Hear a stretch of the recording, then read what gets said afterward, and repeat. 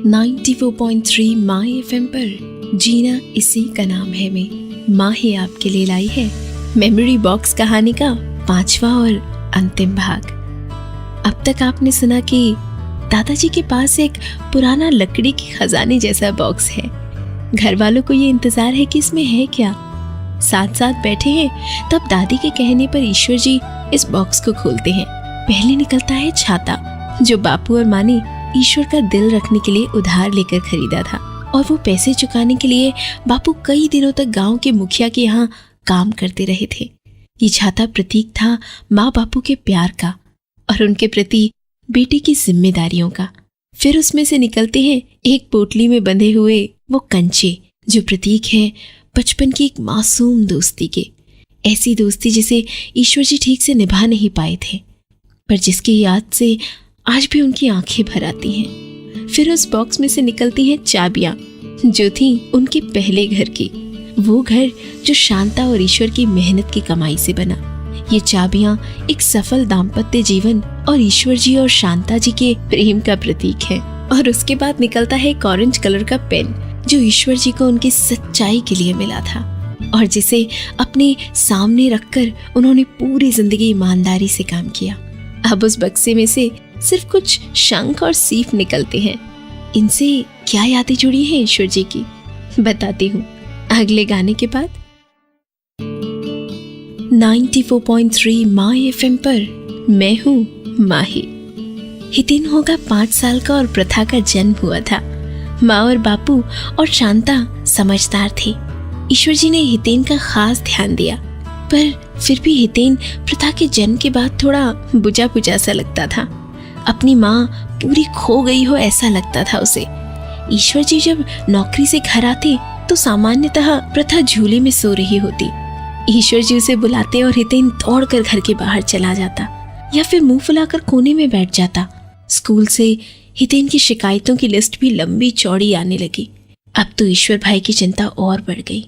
कम marks आना, बात बात पे रोना, झगड़ना, कहना नहीं मानना, सिबलिंग राइवलरी, यह शब्द समझने के लिए हितेन छोटा हो सकता था। ईश्वर जी तो नहीं। माँ तो अपनी सरलता में यही कहती, सब ठीक हो जाएगा, पर ईश्वर जी और शांता कैसे मान लेते। ऐसे में छोटी प्रथा बीमार हो गई, तब तो पूरे घर का ध्यान प्रथा पर ही चला गया। हितेन अब अपने आप में अकेला महसूस करने लगा। ईश्वर जी ने कई बार उसके साथ बात करने की कोशिश की, पर कुछ फर्क नहीं पड़ा। उसके दोस्त डॉक्टर मेहता ने तो हंसकर यही कहा, होता है, ठीक हो जाएगा, उसको आप अपना समय दो, उसे भी यही महसूस होने दो कि वो आपके लिए भी उतना ही महत्व रखता है।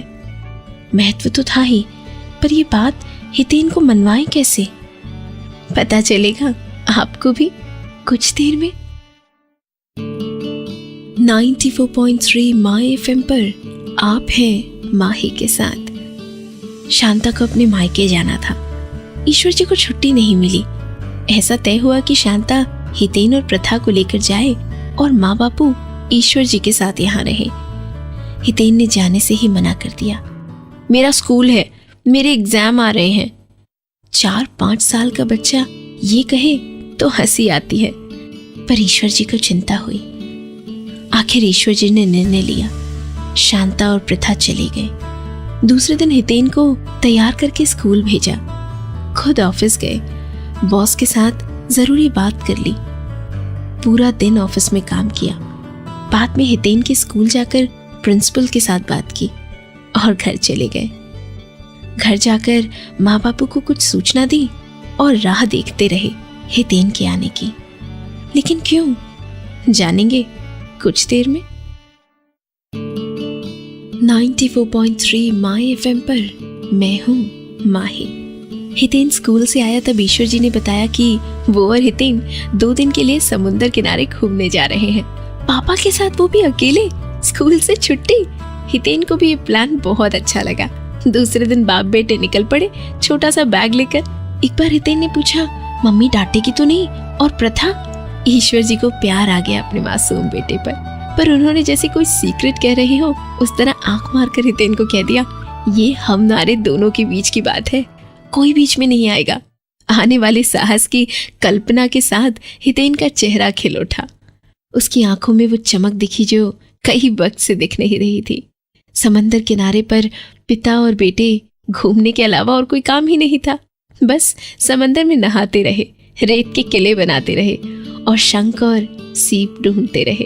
अंतर पिघलता रहा बाप बेटे का। ईश्वर जी हितेन के मन को समझने का प्रयास करते रहे और हितेन को ईश्वर जी में एक दोस्त दिखा। शाम हो गई थी।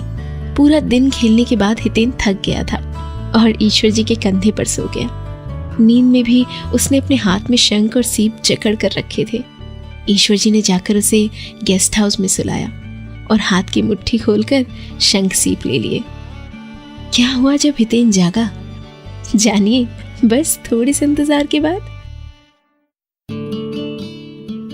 94.3 माई एफएम पर जीना इसी का नाम है में आप हैं माही के साथ। उठकर पहला ही सवाल हितेन ने ये पूछा, वो शंख और सीप कहाँ है? मैंने प्रथा के लिए रखे थे, वो यहाँ नहीं है इसलिए। एक बड़े भाई ने अपनी छोटी बहन के लिए इकट्ठे किए थे वो शंख और सीप। पहली बार हितेन की ओर से प्रथा के लिए स्नेह दिखा। आखिर हितेन ने बड़ा भाई बनकर छोटी बहन की जिम्मेदारी को स्वीकार किया था।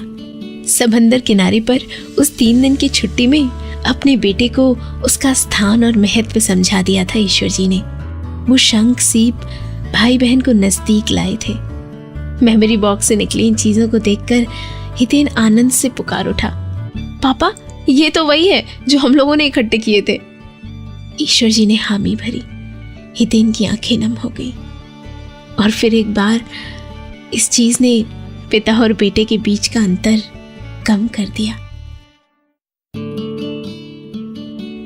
94.3 माई एफएम पर आप हैं माही के साथ। ईश्वर जी के खजाने से कितनी यादें निकली जो सोने चांदी गहनों सिक्कों से भी ज्यादा कीमती हैं।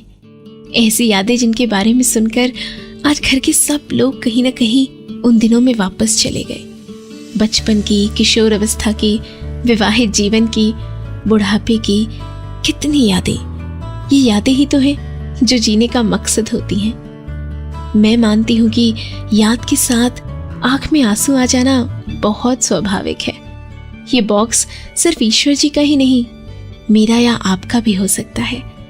ये हमें कितने साल पीछे ले जा सकता है और यादों के बीच हमें अकेला छोड़ देता है।